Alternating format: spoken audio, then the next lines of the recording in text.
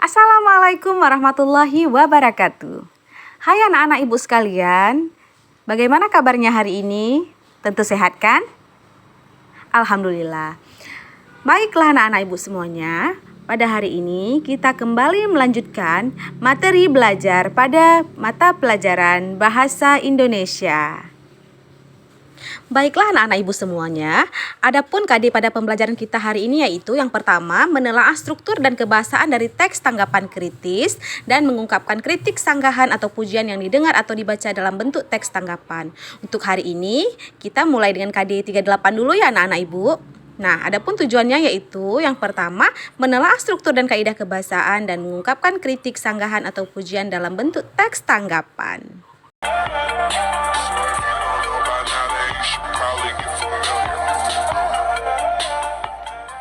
Sebelumnya, mari kita mengingat apa itu teks tanggapan. Baik, teks tanggapan dapat berupa yang pertama kritik, yang kedua pujian, ketiga alasan, dan keempat saran atau sanggahan. Kalimat kritik merupakan berupa pernyataan negatif.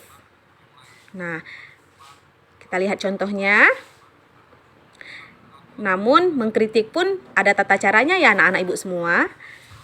Selanjutnya, pernyataan pujian atau kalimat pujian yang ditandai oleh pernyataan-pernyataan yang positif atau membesarkan hati atau pihak yang membuat karya. Yang ketiga, alasan. Berupa pernyataan yang mengungkapkan sebab atau alasan terjadinya sesuatu.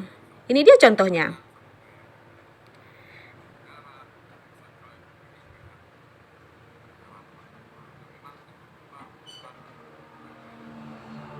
Dan yang terakhir adalah kalimat saran atau kalimat sanggahan, yaitu berupa pernyataan yang mengungkapkan jalan keluar untuk menyelesaikan sesuatu atau pernyataan untuk sebuah perbaikan. Ini dia contohnya. Oke anak-anak ibu semuanya, selanjutnya adapun struktur teks tanggapan yang pertama yaitu konteks atau pengenalan isu, selanjutnya deskripsi teks.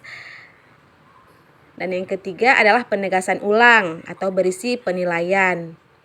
Nah, konteks atau pengenalan isu ini juga biasa disebut dengan evaluasi anak-anak ibu sekalian, yang berisi dengan pernyataan umum berkaitan dengan masalah yang disampaikan.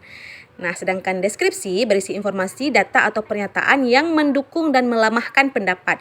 Sedangkan penilaian berisi penegasan ulang terhadap sesuatu yang telah diputuskan. Nah, penegasan ulang ini biasanya juga berupa penilaian-penilaian baik yang positif maupun yang negatif. Nah, dalam bagian ini penulis dapat memberikan pernyataan atau tanggapan berupa kritik atau pujian. Selanjutnya, ada contoh teks tanggapan. Nah, ini dia contoh teks tanggapan. Oke. Anak-anak ibu sekalian, selanjutnya sekarang kita melanjutkan pada kaidah kebahasaan teks tanggapan kritis yang terdiri dari kalimat kompleks, konjungsi penyebaban, kata rujukan, diksi yang sesuai, dan yang terakhir adalah pernyataan, saran, dan rekomendasi. Nah, ini berhubungan dengan kalimat kritik, pujian, dan sanggahan tadi. Oke anak-anak ibu semuanya. Nah, yang pertama itu kalimat kompleks. Kita lihat contohnya. Pada kalimat kompleks terdiri dari dua fungsi kalimat. Ya, khususnya predikat. Seperti contoh, Aldi sedang belajar ketika ibu memasak. Nah, di sini terdapat dua subjek dan dua predikat. Tapi, jika hanya terdapat dua predikat saja juga boleh kok. Misal, Aldi sedang belajar dan memasak di waktu yang bersamaan misalnya. Oke, baik anak-anak ibu semuanya, sekarang kita lanjut pada konjungsi penyebaban. Nah, konjungsi yaitu kata yang berfungsi untuk menghubungkan antar kalimat satu dengan kalimat yang lain. Konjungsi penyebaban itu antara lain ada karena, sebab, maka, sehingga. Seperti contoh, siswa tidak perlu dilarang membawa ke sekolah karena pasti ada kebutuhan tertentu. Maksudnya ini siswa nggak perlu dilarang-larang ya membawa sesuatu ke sekolah karena pasti ada kebutuhan tertentu.